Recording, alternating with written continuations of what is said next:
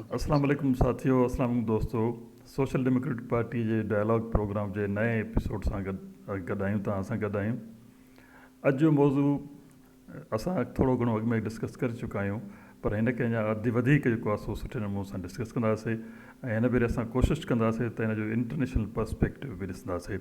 अॼु जो मौज़ू आहे त असां वटि जेको लोकल बॉडी सिस्टम आहे उहो सही तरह सां कमु छो नथो करे, उन जा रीज़न्स छा आहिनि, उन में कहिड़ी इफर्ट्स जी जेका उहा न थी सघी आहे। ऐं गॾो गॾु हिकिड़ो जेको ख़ासि तौर सां जेकॾहिं सिंध में ॾिसूं था त हिकिड़ो तमामु घणो रूरल अर्बन डिवाइड आहे, जंहिंमें रूरल जेका असांजी इकोनॉमी आहे, सोसाइटी आहे, तमामु पोइते पियल आहे, ऐं जेका अर्बन इकोनॉमी आहे, सोसाइटी, उहा तमामु अॻिते वधी वई आहे। हाणे इहो डिवाइड कीअं ख़तमु कंदो, इहो गैप कीअं ख़तमु थींदो, अॼु जो असांजो इहो मौज़ू आहे। ऐं मूंसां गॾु अॼु जेको महिमान मौजूदु आहे उहो साईं एम्बेसडर ग़ुलाम रसूल बलोच साहिबु आहे। पाण सफ़ारत सां गॾु हाणे हिन वक़्तु अरसे तदरीस सां मुलविस बि आहिनि, ऐं पाण असांजी सोशल डेमोक्रेटिक पार्टी जा सेक्रेटरी जनरल बि आहिनि। साईं बलोच साहिबु, welcome to the show again. महिरबानी साईं, महिरबानी साईं, मदान साहब। मौज़ू थैंक ते यू। था अचूं। तव्हां जे असां जेको इल्मु ऐं तजुर्बे मां इहो अॼु ॾिसण जी कोशिशि कंदासीं त हीउ जेको असां वटि लोकल बॉडी सिस्टम आहे उहो सही तरह सां कमु छो नथो करे, उन जा रीज़न्स छा आहिनि। तव्हां हिते बि ॾिठो आहे, तव्हां दुनिया जे केतिरनि मुल्कनि में सफ़ारतकारीअ जे सिलसिले में नौकरी बि कई आहे, उतां वारे सिस्टम खे ॾिठो आहे। असुलु मसइलो किथे फाथल आहे, असुलु मसइलो आहे किथे, इन ते असां रोशनी विझंदा ऐं असांखे असांजे ॿुधंदड़नि खे गाइड कंदा। जी बलोच साहिबु। जी थैंक यू, महिरबानी साईं। बिस्मिल्लाह रहमान रहीम।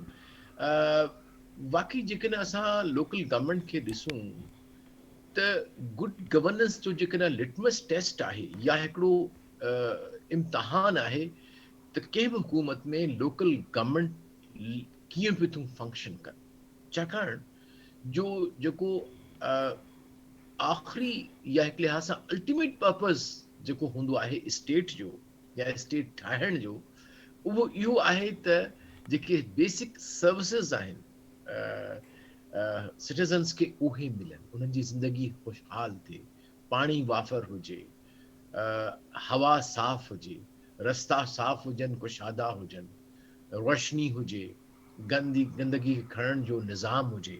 बल्कि ॾिठो वञे त तमदन ऐं तहज़ीब जो बेसिक बुनियाद ही सिविक इम्यूनिटीज़ आहिनि। जेकॾहिं अॼु असां यादि था कयूं मुंहिंजो दड़े खे, स्पार्टा खे, रोम खे, ग्रीक खे, हड़ापा खे, छाजे करे था कयूं त उन में कहिड़े, ऐं कंपेयर था कयूं त कहिड़े सिविलाइज़ेशन में सिविक इम्यूनिटीज़ पंहिंजे प्राइम ते हुयूं या सुठियूं हुयूं या सुपीरियर हुयूं।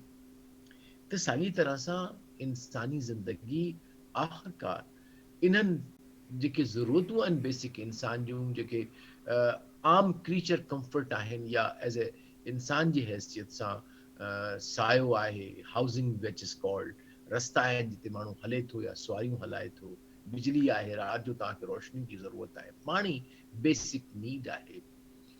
त अल्टीमेटली चाहे केतिरा तव्हां मॉडल गवर्नेंस जा खणो, जेकॾहिं उन गवर्नेंस जे मॉडल में, उन स्टेट सिस्टम में हिकिड़ी मुअसिर ऐं हिकिड़ी शमूलियत वारी, शहरियनि जी शमूलियत वारी जेकॾहिं लोकल गवर्नमेंट शामिल न आहे त उहो नामुकमिल आहे। उहो सॼो मॉडल उहो हिकिड़ो फरसूदा थी थो वञे जेसिताईं जो शहरियुनि जो पंहिंजे ज़िंदगी जो ताल्लुक़ आहे।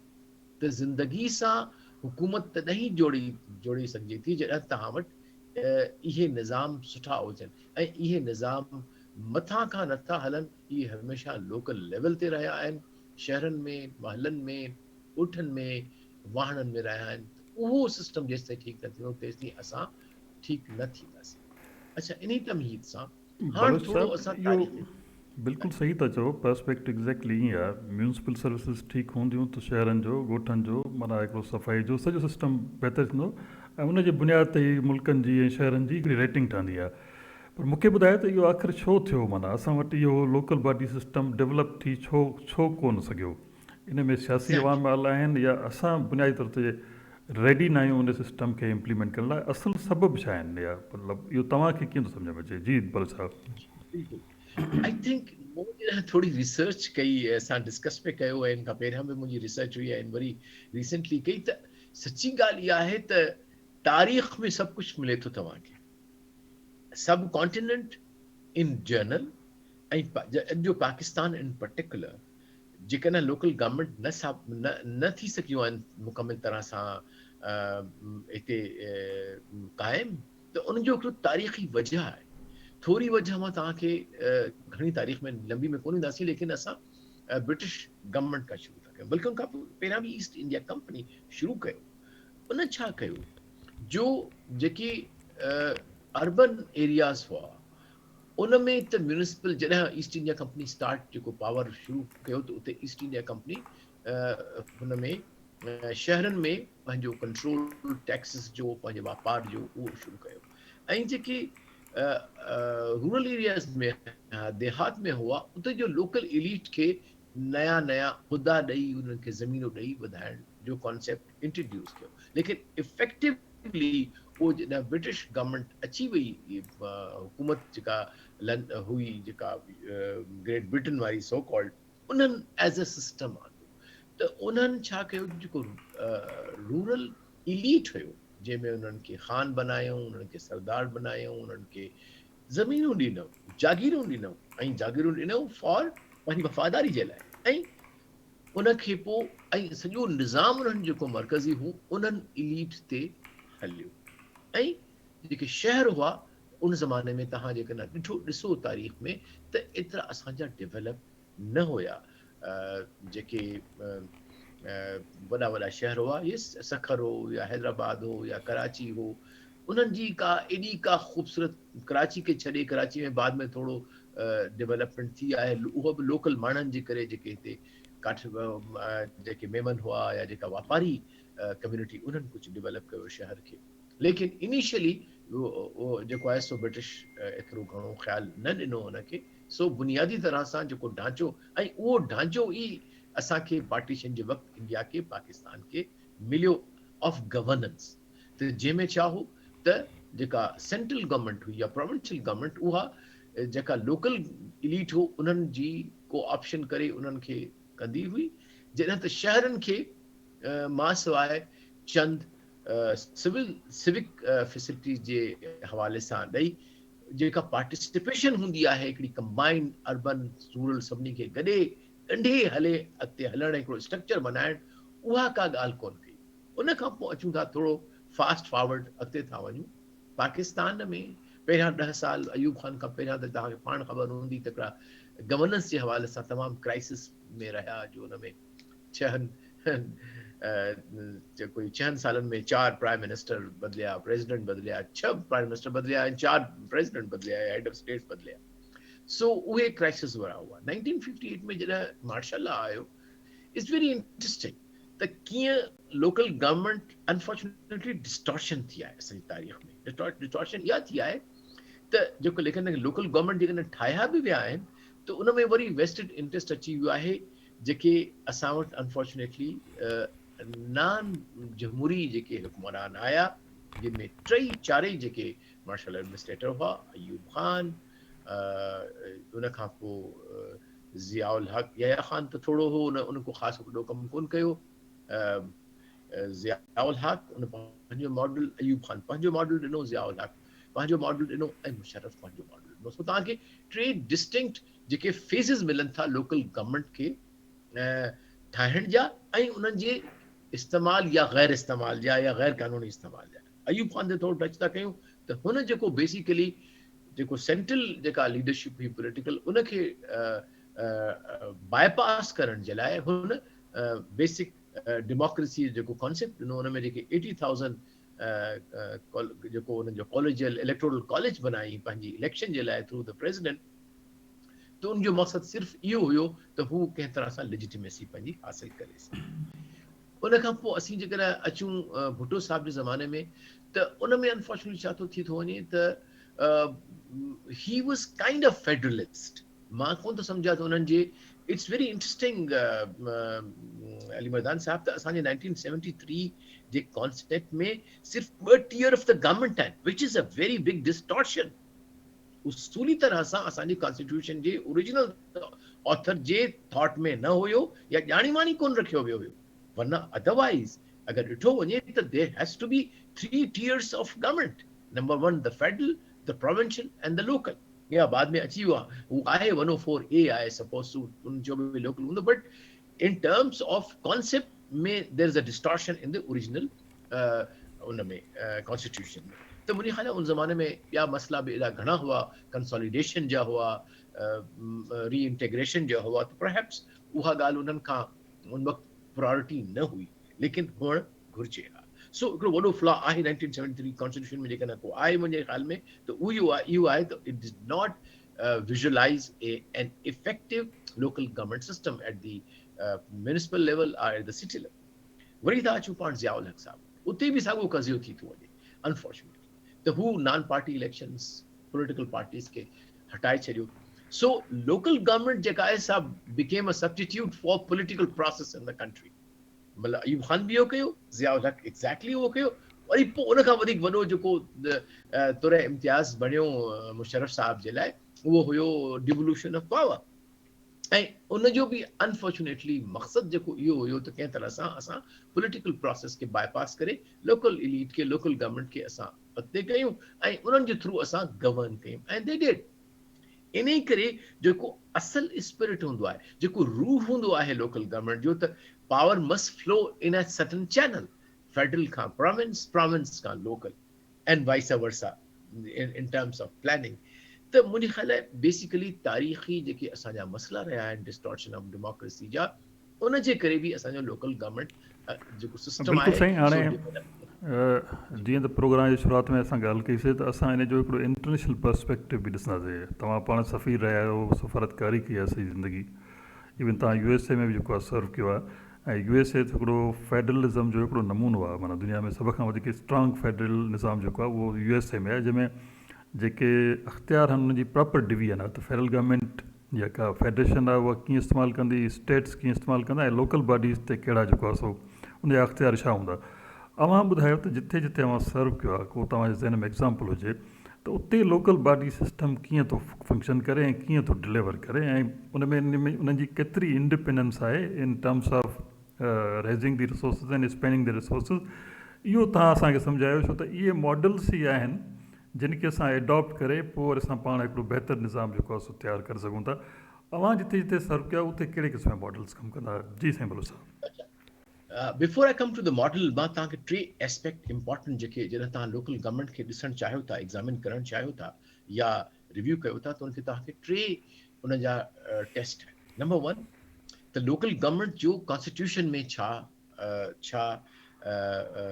स्टेटस आहे, छा ओरिजिनल डॉक्यूमेंट जे अंदरि लोकल गवर्नमेंट खे विजुअलाइज़ कयो वियो आहे. Number one. नंबर टू, छा को एॾो इफेक्टिव प्रोसेस न कॉन्स्टिट्यूट, पोइ वरी उन ई कॉन्स्टिट्यूशन जो छा वरी लोकल गवर्नमेंट जे लाइ at the provincial level, district level को उनखे कोडिफाई कयो वियो आहे, कहिड़ो code of constitution rules regulations आहिनि एग्ज़िस्ट, ऐं पोइ उहो तव्हां वटि काडर आहे जेको करे थो. अच्छा, इहे त टे थियूं. ऐं पोइ इम्पोर्टेंट जेको तव्हां पाण थो कयो, त छा हू असल चीज़ एतिरो आहे त हू केतिरा रिसोर्सिस जनरेट करे सघनि था ऐं हू पाण खे इस्तेमालु करे सघंदा. That is the financial power. ऐं उन सां ॻंढियल वेरी इंपॉर्टेंट, आई थिंक उहो कॉन्सेप्ट न सिर्फ़ु लोकल गवर्नमेंट में बट तमामु गवर्नेंस अचे थो, त अकाउंटेबिलिटी जे हवाले सां local government. For example Ayub Khan जो मां तव्हांखे ॿुधायां, उहा जेका कॉन्स्टिट्यूएंसी हुन ठाही पंहिंजी basic, they were not accountable to the people, they were accountable to the president to elect him और नॉट टू इलेक्ट हिम. सो उन में फाइनेंशियल पावर्स ऐं उन सां गॾु उनजी अकाउंटेबिलिटी छा डायरेक्टली माण्हू वटि आहे या कोन्हे. त जॾहिं असां ॾिसूं था पिया ॿाहिरां जेके लोकल गवर्नमेंट आहिनि, त उनखे मूं टिनी ॾिठो. US जी ॻाल्हि थो ॿुधायां तव्हांखे, it's an amazing model of federalism. छाकाणि जो हुनजे फाउंडिंग फादर ई सोचियो हो त असां वटि हिकिड़ी फेडरेशन हूंदी, छाकाणि जो they were some states were actually countries. In fact, Texas, for example, Mexico, for example, they had their own currencies for 1 or 2 years. जॾहिं उन्हनि जेका सिविल वॉर ख़तम थी आहे, त पोइ बाद में वरी पोइ इंटीग्रेट करे उन्हनि फेडरेशन ठाही. लेकिन उन्हनि जी ऑटोनॉमी जी तव्हां अंदाज़ो नथा करे सघो. छा आहे त हर स्टेट जी पंहिंजूं प्रॉपर जेको आहे सो ॿ कॉन्स्टिट्यूएंट्स बॉडीज़ आहिनि. हिकिड़ी सेनेट आहे, हिकिड़ी हाउस ऑफ रिप्रेजेंटेटिव्स आहे, ऐं उनजो प्रॉपर कॉन्स्टिट्यूशन आहे, पंहिंजो टैक्सेशन आहे, पंहिंजी 5 ईयर प्लानिंग कनि था हर शहर जी, हर कस्बे जी, हर स्कूल जी। स्कूल जेके बि आहिनि मुकमिल तरह सां जेके आहिनि स्टेट्स जे हथ में आहिनि। हू माण्हुनि ते टैक्स विझनि था as per the property value. Is an amazing. जेकॾहिं तव्हां वटि 500 जो घर आहे त तव्हां ते जवाबदारी ओतिरी थींदी। And it is called school district. Amazing. त उहो स्कूल डिस्ट्रिक्ट डिटरमाइन कंदो त भई हिन माण्हू जी माली हैसियत इहा आहे, लिहाज़ा स्कूल सिस्टम में ही एतिरा पैसा करे। I mean, सची ॻाल्हि इहा आहे त मां I was impressed two C. मां पंहिंजे पुट खे हिकिड़े स्कूल में वठी वियुसि जेको सरकारी स्कूल हो ज़ाहिर आहे उन्हनि जो। रुगो उन्हनि जो सची ॻाल्हि आहे जेको हुयो ऑडिटोरियम ॾिसी मूंखे पंहिंजी यूनिवर्सिटी बि का अहिड़ी नज़र कान्हे जंहिं वटि एतिरो को सुठो हुजे। जस्ट बिकॉज़ रिसोर्सिस हुआ, हू जनरेट कंदा हुआ, उन में विझंदा। पोइ हाणे कमिंग टू द सिस्टम। सो उते पोइ जेके स्टेट गवर्नर्स थियनि था, पोइ उन में सिटी जेके मेयर थियनि था, पोइ उन में एग्ज़ेक्टिव ऑफ उन में वरी काडर बि आहे उन वटि प्रोफेशनल जेके सेक्रेटरी ऑफ स्टेट भी थींदा आहिनि। Although they are elected by the people, but they are professional bureaucrats. They are not like the politicians as such. लेकिन उन्हनि खे बि कनि था। शेरिफ आहे त उहो बि police chief is being elected by the people. एतिरे हद ताईं पार्टिसिपेटरी गवर्नेंस आहे। डेमोक्रेसी त पार्टिसिपेटरी डेमोक्रेसी बि हिकिड़ो कॉन्सेप्ट आहे, पर उनखां वधीक आहे how you make your governance जेका तव्हांजी जेका आहे उहा हकमियत पार्टिसिपेटरी कीमियत। तव्हांजो पुलिस चीफ बि is elected by the people. District जज is elected by the people. हिकिड़ो एमिनेंट वकील आहे जेके माण्हू सम्झनि था एतबार कनि था उन ते त उनखे हू इलेक्ट कंदा। त हीउ हिकिड़ो तमामु बहितरीन मॉडल आहे मुंहिंजे नज़र में। ऐं कई अहिड़ा लीगल इशूज़ बि आया मुंहिंजे दौरान असाइनमेंट उते त मूंखे जंहिंमें मतिलबु क्रॉस जुरिस्डिक्शनल जेको आहे सो डिसीजन वठिणो हो स्टेट डिपार्टमेंट खे। त उन्हनि चयो sorry this is not our jurisdiction. ही स्टेट जो आहे we even as a state as a department of state we cannot interfere in the state's affair. Practically they put their hands off. नथा करे सघूं असां। you have to deal with the local authorities, with the local government. त मुंहिंजे ख़्याल में इहो हिकिड़ो बहितरीन मॉडल आहे which of course will take many years for us to come। छाकाणि जो हुन में हिकिड़ी पढ़ी लिखी तव्हांखे पॉपुलिस्ट खपे, हिकिड़ो ट्रेन जेको आहे सो काडर खपे जेको पढ़े। ऐं सभ खां अहम ॻाल्हि इहा आहे त हिकिड़ो सुठो कॉन्स्टिट्यूशन लोकल गवर्नमेंट जो खपे। ठीकु आहे लोकल गवर्नमेंट ऑर्डिनेंस 2013 2015 70 साल थिया आहिनि, अञा बि असांखे मुकमिल तरह सां कंसेंसस कोन्हे त लोकल गवर्नमेंट जो छा मैंडेट हूंदो। सभ खां वॾो कज़ियो इहो आहे। ऐं उहो मैंडेट इहो न हुजे त सिंध ही थी करे त पंजाब ही पियो करे। No, why not? They could be one uniform of course with the local conditions, but basic जेके cardinal principles आहिनि of devolution of power from the provincial government to the local government उहे त तक़रीबन डिसाइड थी सघनि पिया ऐं करणु घुर्जनि उन्हनि खे। हाणे छा पियो थिए डिस्टॉर्शन वरी ॿी बि शुरू थी वई आहे त भई लोकल गवर्नमेंट खे असां ईअं ऑर्गेनाइज़ कयूं त अॻियां असां इधर इलेक्शंस कटे सघूं। इहो मूंखे तमामु हिन ते वॾियूं रिजर्वेशन्स आहिनि। जेका पार्टी करे थी पई मूंखे हुन सां ताल्लुक़ कोन्हे को, लेकिन उन सां छा थींदो त असांजो जेके लोकल गवर्नमेंट गवर्नेंस जेको स्ट्रक्चर आहे वरी डिस्टॉर्ट थी वेंदो। जीअं मूं तव्हांखे पहिरियों अर्ज़ु कयो त ॿिनि मार्शल या टिनि मार्शल में लोकल गवर्नमेंट सिर्फ़ु कंहिं पर्पस जे लाइ लेजिटिमाइज़ेशन जे लाइ इस्तेमालु थियो। लिहाज़ा हू असल रूह जेको लोकल गवर्नमेंट जो आहे सो उन अंदरि न अची सघे। हाणे असांजो माना असुलु जेको बुनियादी सुवालु आहे त उहो जेके बेस्ट प्रैक्टिसिस आहिनि दुनिया में उहे कीअं पाकिस्तान में कोर्स लागू कंदा। हाणे उन में तव्हां इन ॻाल्हि ते हिकिड़ी ॻाल्हि साईं तव्हां थोरो कैमरा जे वेझो थियो बलोच साहिबु, तव्हां थोरो वेझो थियो। हा हिते ठीकु आहे त उतां इलाही डीफोकस था थी वञो। सो असांजो माना मक़सदु इहो आहे त हुकूमत खे घुरिजे त हीउ जेको रिलीफ आहे या जेका तरक़ी आहे उहा लोकल लेवल ते करे ऐं लोकल लेवल ते करण जे लाइ उन्हनि इंस्टीट्यूशन्स खे बिल्ड करिणो आहे। माना उन में हिकिड़ी कंटिन्यूटी हुजे, प्रोफेशनल काडर हुजे, हुनजी फाइनेंशियल इंडिपेंडेंस हुजे, हुनजी एडमिनिस्ट्रेटिव इंडिपेंडेंस हुजे ऐं कानून में जेको आइन आहे उन में प्रॉपर असांजियूं बाउंड्रीज़ जेको आहे तय थियल हुजनि। तॾहिं हिकिड़ी यूनिफॉर्म क़िस्म जी असांजी तरक़ी थींदी, डेवलपमेंट थींदी।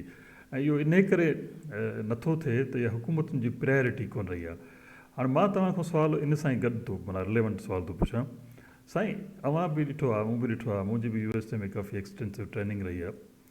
त उते जॾहिं इहो ॻाल्हि कनि था त जेसि ताईं पावर जी डिवोल्यूशन आहे या डेफिनेशन प्रॉपर आहे, फेडरेशन खे अलॻि पावर आहे, स्टेट्स खे अलॻि पावर आहे, लोकल बॉडीज़ खे अलॻि पावर आहे, हुननि जो चवणु आहे त इन सां सिस्टम ऐं फेडरेशन मज़बूत थी थिए।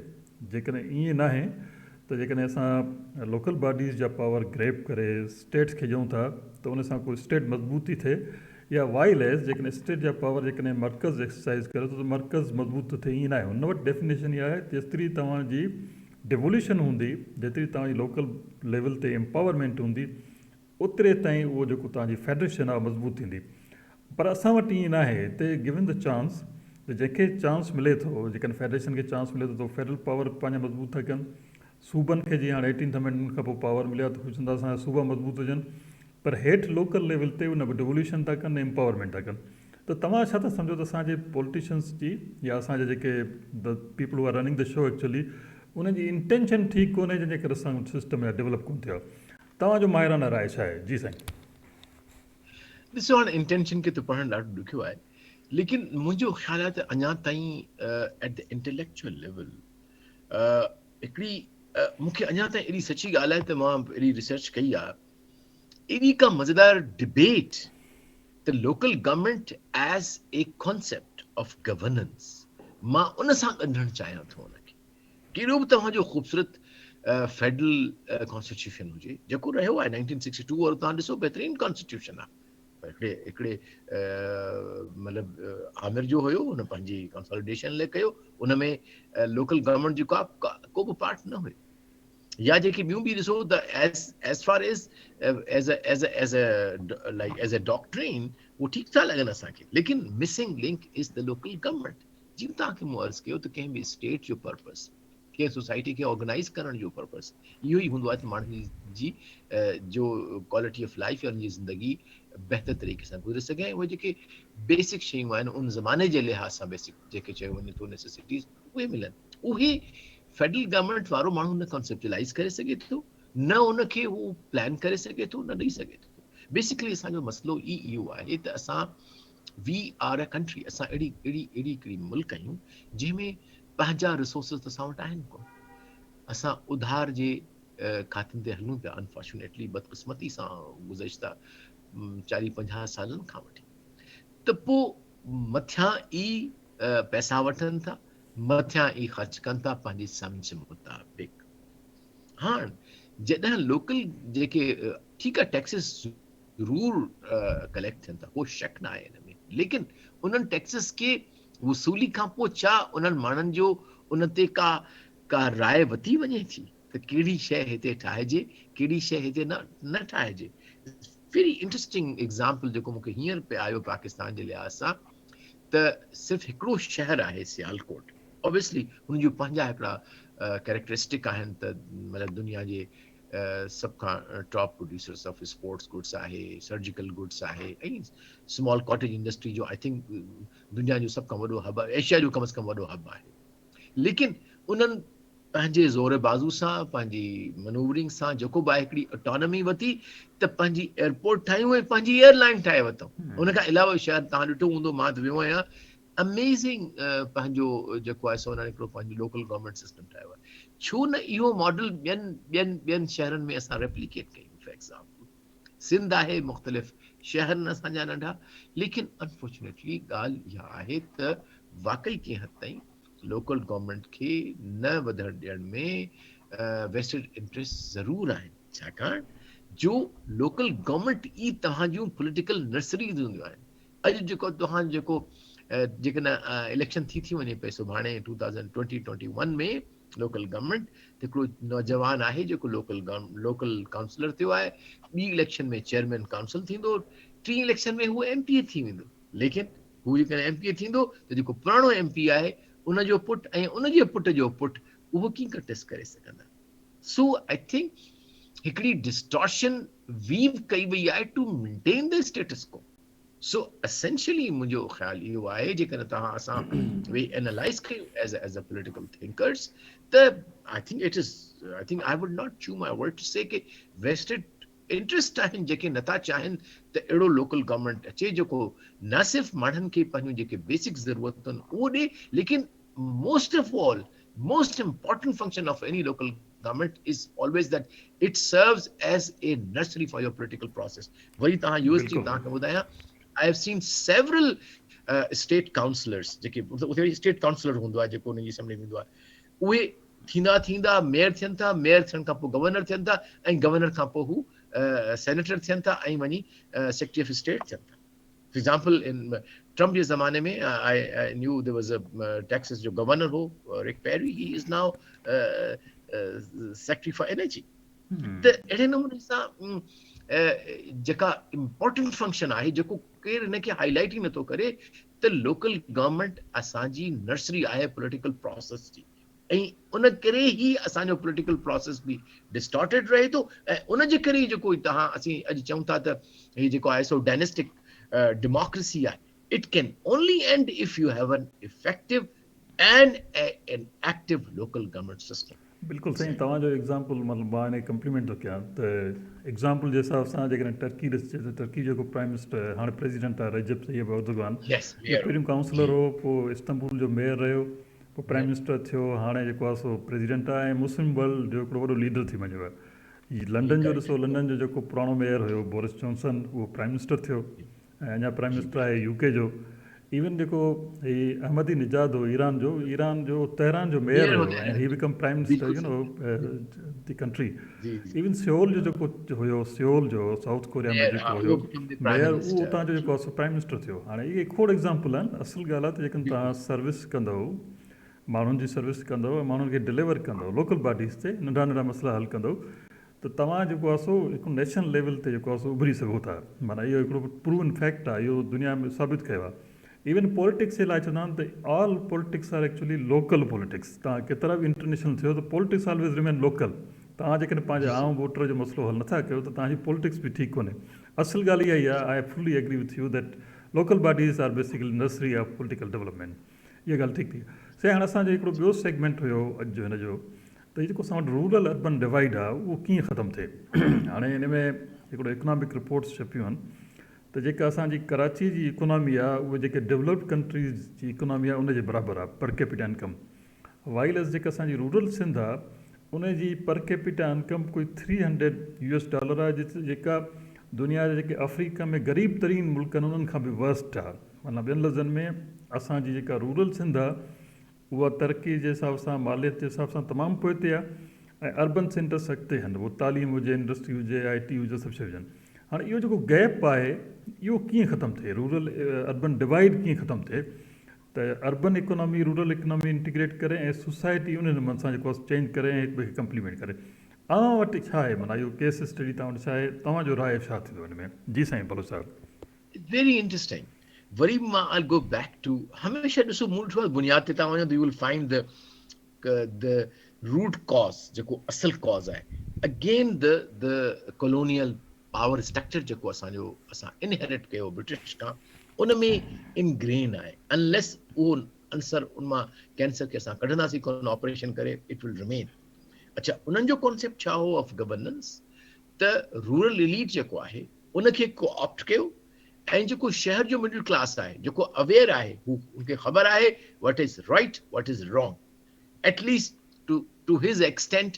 कंहिं हद ताईं हू उसूलनि ते कॉम्प्रोमाइज़ न कंदो, या एटलीस्ट पंहिंजी टेक्निकल एडवाइस ज़रूरु ॾींदो उन्हनि खे, उन्हनि उनखे मुकमिल तरह सां बाईपास कयो.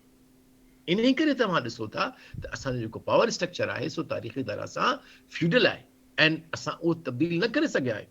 ऐं इन करे तव्हां ॾिसो था त असांजे पावर स्ट्रक्चर में मिडिल क्लास या लोअर मिडिल क्लास जी स्पेस आहे ई कोन, एक्सेप्ट फॉर सम जेका वरी बि जेकॾहिं आई आहे त उहो मार्शल रिजीम में जॾहिं लोकल गवर्नमेंट्स आयूं आहिनि उतां उन्हनि माण्हू पिकअप कया आहिनि. इफ यू तव्हां ॾिसो जेकॾहिं टिनी मार्शल में मुशर्रफ साहब, ज़ियाउल हक and Ayub Khan in the ascending orders मां कयो, त उन्हनि पोइ बि थोरी घणी स्पेस ॾिनी. पर जिते मुकमिल तरह सां फुली पॉलिटिकल रिजीम हुआ उन में local government was not allowed to function.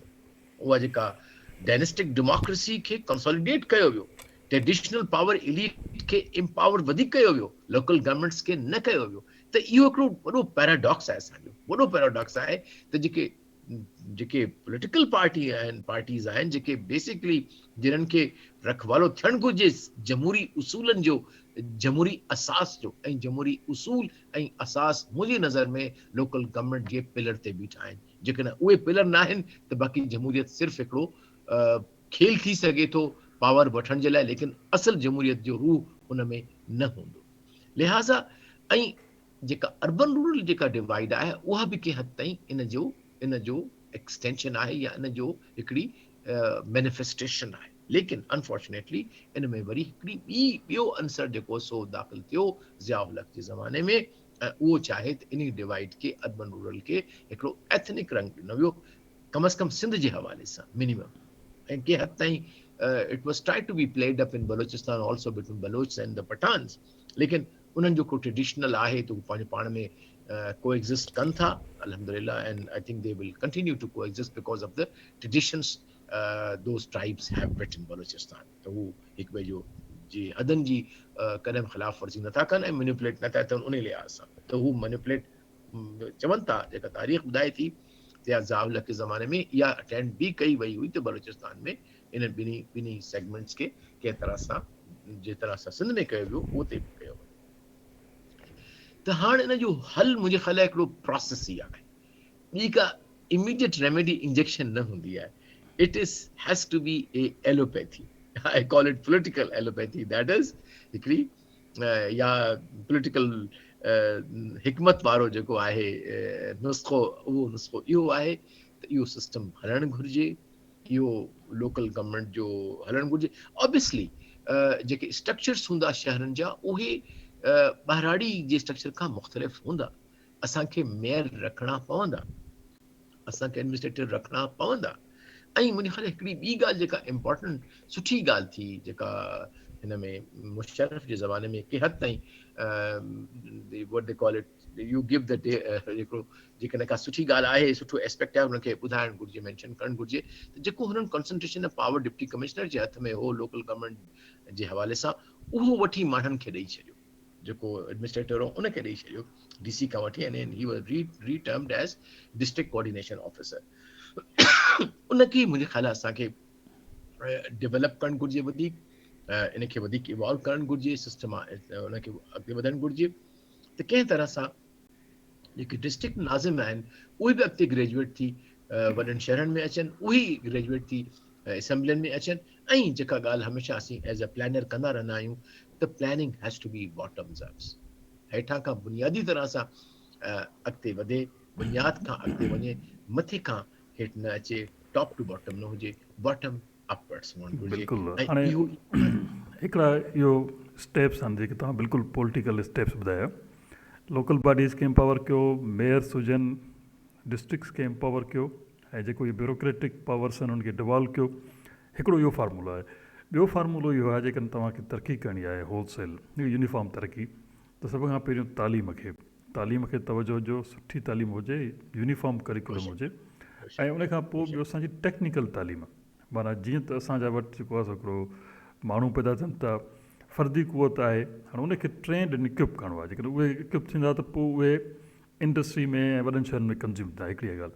ऐं ॿियो असां जेका हिन वक़्त ताईं दानिस्ता तौर ते उनजा हिकिड़ा बि सबब हुजनि त रूरल इकोनॉमीअ खे सिर्फ़ु एग्रन इकोनॉमी करे छॾियो, उनखे ख़तमु करणु घुरिजे। असांखे इंडस्ट्रियल यूनिट, इवन असांजी जेका एग्रीकल्चर जा वैल्यू एडिशन जा यूनिट्स खपनि। एग्रो बेस्ड इंडस्ट्री तमामु घणी आहे, हुन में डेयरी आहे, शुगर इंडस्ट्री आहे, ऐं several industry, even fertiliser companies आहिनि। इवन तव्हां रूरल जेके एग्रो बेस्ड जेके इंडस्ट्रीज़ आहिनि उन्हनि खे बि जेकॾहिं तव्हां लोकेट कंदव रूरल एरियाज़ में, उन सां जॉब क्रिएशन थींदी, माण्हुनि खे वेजिस मिलंदा, ऐं उन्हनि जी जेका असां उहा या सोशल सिक्योरिटी जी जेका असां उनखे बेनिफिट्स मिलंदा, उनजे ॿारनि जे लाइ हिकिड़ो एजुकेशन जो निज़ाम ईंदो। जेकॾहिं इहे सभु शयूं असां कंदासीं, मीन्स असांजी पार्टी करे या हिन वक़्तु मौजूदु हुकूमत करे, त हिकिड़ी रूरल डेवलपमेंट पैदा थींदी। ऐं रूरल डेवलपमेंट पैदा थींदी त हिकिड़ी सॼी यकसां क़िस्म जी जेका असां तरक़ी थींदी, ऐं रूरल जेको माण्हुनि जो अर्बन इकोनॉमी जी ते डिपेंडेंस ख़तमु थींदो। सो इहो बि हिकिड़ो फार्मूलो आहे त इंडस्ट्रियलाइज़ेशन कजे, लार्ज स्केल इंडस्ट्रियलाइज़ेशन कजे, इन सां इलाही जेको आहे सो फ़र्क़ु पवंदो। भलो साहिबु इन जे बारे में तव्हां छा ख़्यालु आहे त रूरल इंडस्ट्रियलाइज़ेशन कजे, कहिड़े स्केल ते कजे, जीअं सोसाइटी सॼी ट्रांसफॉर्म थिए? जी भलो साहिबु। जी ॾिसो, पाकिस्तान जी जेकॾहिं तव्हां इंडस्ट्रियल हिस्ट्री खे ॾिसो, थोरो मूं ते बि रिसर्च कयो आहे इंडस्ट्रियल हिस्ट्री में, अनफॉर्चुनेटली या फॉर्चुनेटली मां सवाइ हिकिड़े पीरियड जे अयूब खान जे 10 सालनि जे किथे बि इंडस्ट्रियलाइजेशन जो मूंखे को निज़ाम नज़र नथो अचे 70 साल असांजी हिस्ट्री में. इट इज़ सैड त का इंडस्ट्रियल पॉलिसी कोन ठही, का कोन ठही. I think last was probably 13 में या हुन में का ठही. अदरवाइज़ असां वटि इंडस्ट्रियल ज़ोन न आहिनि, असां वटि प्रायोरिटी इंडस्ट्रीज़ कोन्हनि, असां वटि हिकिड़ो को विजन कोन्हे त ईंदड़ सालनि में, ईंदड़ 10 सालनि में कहिड़ियूं इंडस्ट्रीज़ असांजी स्ट्रेंथ आहिनि and what is the demand in terms of the world. हिकिड़ो फैसलाबाद आहे, उहो वीचारा पिया था कनि पंहिंजे तौर ते जो कुझु कनि था पिया, दे डू स्टडीज़ और वॉट एवर दे डू, उहो जेको टेक्सटाइल वारो आहे. बाक़ी जंहिं तरह सां चाइना पाण खे रिवोल्यूशनाइज़ कयो, जंहिं तरह साउथ कोरिया पाण खे रिवोल्यूशनाइज़ कयो, मलेशिया कयो, ऐं ॿिया जेके ताइवान त ऑलरेडी काफ़ी डेवलप्ड हो एज़ अ एंटिटी, थाईलैंड कयो, इंडोनेशिया के हद ताईं कयो, हाणे बांग्लादेश अची वियो आहे. त मुंहिंजे ख़्याल में we need a whole concept of industrialisation जंहिंजे अंदरि ऑब्वियसली तमामु इंडस्ट्रीज़ ऐं उन में प्राइमरीली एग्रो इंडस्ट्रीज़ खे असांखे ॾियणु घुरिजे. It is our biggest strength in my view जेकॾहिं असां हिकिड़ी बीइंग अ रोल अथां. ॿियो जेको कॉन्सेप्ट इनशाअल्लाह अॻिते हली पाण पंहिंजी पार्टी में कंदासीं, दैट इज़ त असांखे वॾनि शहरनि ऐं मेगा सिटीज़ जी ज़रूरत न आहे. फॉर एग्ज़ाम्पल ज़ुल्फ़िकार ते अलाए केतिरा बिलियन ख़र्च थी विया. उन जे बजाए we will go for small towns, हिकिड़ो स्मॉल टाउन डेवलपमेंट प्रोग्राम इनशाअल्लाह कंदासीं, जेको पाण सभिनी सां दोस्तनि सां गॾिजी कंदासीं. स्मॉल टाउन्स उहे असांजा यूनिट थींदा of development of local government, उहे मॉडल थींदा, उहे असांजा पायलट प्रोजेक्ट थींदा जेके अॻिते हली वधंदा. बजाए जेके पुराणा शहर आहिनि, हैदराबाद आहे, उनखे ई तव्हां विढ़ंदा रहो, उन में 10 ॿियूं जेके से जेके आहिनि से पैरा अर्बन लोकेलिटीज़, कब्ज़ा ग्रुप, उहे ईंदा रहनि. उनजे बजाए तव्हां नंढा नंढा शहर, नंढा नंढा ॻोठ जेके टाउन जेके आहिनि असांजा, उन्हनि खे तव्हां डेवलप कयो, उन्हनि जी स्कीम कयो. ऐं जेको मां पहिरियां अर्ज़ु कंदो बि रहियो आहियां पार्टी आई थिंक प्लेटफॉर्म ते, त जेको डिस्ट्रिक्ट कोऑर्डिनेटर हूंदो, कोऑर्डिनेशन ऑफिसर या deputy commissioner, he should be called as the district development officer, DDO. ऐं उनजी जेका इवेल्युएशन हूंदी इन ते त हुन कहिड़ी का इंडस्ट्री आंदी, हुन का इनोवेशन कई, हुन का एग्रीकल्चर जी प्रोडक्टिविटी वधाई या न वधाई. एडमिनिस्ट्रेशन, लॉ एंड ऑर्डर, उहो पुलिस जो कमु आहे, पुलिस करे, इंसाफ़ जो कमु आहे, कोर्टूं कनि. ही जेको साहब हुजे, जेको जंहिंखे असां डिस्ट्रिक्ट डेवलपमेंट ऑफिसर चऊं, उहो सॼो त भई स्कूलनि में कहिड़ी इनोवेशन आई, इंडस्ट्री में कहिड़ी इनोवेशन आई, माण्हुनि जी कहिड़ी स्किल डेवलपमेंट थी, ह्यूमन रिसोर्स में हुन केतिरा नवां इंस्टीट्यूट खोलिया. That is what I think we need to do it. हिकिड़ी ॿी ॻाल्हि मां चवंदो हलां तव्हां सां गॾु, त इंडस्ट्री कीअं थी सघे थी. मां मॉरिशस में बि सर्व कयो, तव्हांखे ख़बर हूंदी. हिकिड़ो बि सिर्फ़ु मां हिकिड़ो नुक़्तो ॿुधायां, अर्ज़ु कयां. हाणे sugar industry, they have only one single industry, that is sugar industry. So I went to see हिकिड़ी मां sugar mill ॾिसण वियुसि. त उन खां पुछियो, उन्हनि चयो भई ही जेका वाइट शुगर आहे, it is just are one of the last byproducts. बाक़ी छा थो थिए, कोई 13 क़िस्म या 15 क़िस्म जूं स्पेशल शुगर्स ठाहिनि था, ऐं जेके कम से कम 5 खां 10 टाइम मोर नॉर्मल शुगर खां वधनि थियूं. हू बोगास मां about 30 to 40% जेका बिजली आहे मॉरिशस जी, हू पाण था कनि. जेको बचे थो उनजो बची थो वञे, जेको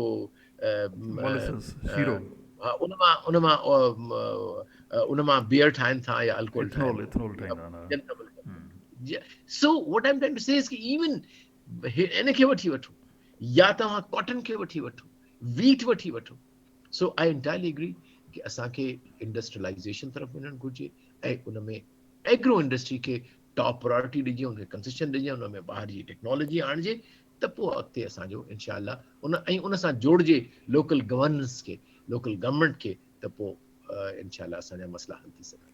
साईं ज़बरदस्त प्रोग्राम थियो. असां नाज़रीन अॼु असां हिन सेशन में लोकल बॉडी सिस्टम ते हिकिड़ी गहराईअ सां नज़र विझीसीं. साईं बलोच साहिब जो एक्सपीरियंस असां ॿुधोसीं, ऐं साईं खां असां इंटरनेशनल पर्सपेक्टिव में जेके दुनिया में बेस्ट प्रैक्टिसिस आहिनि उन ते ज़िक्र थियो. मोस्टली असां USA खे डिस्कस कयोसीं, उते कीअं सिस्टम जेको आहे सो कमु थो करे.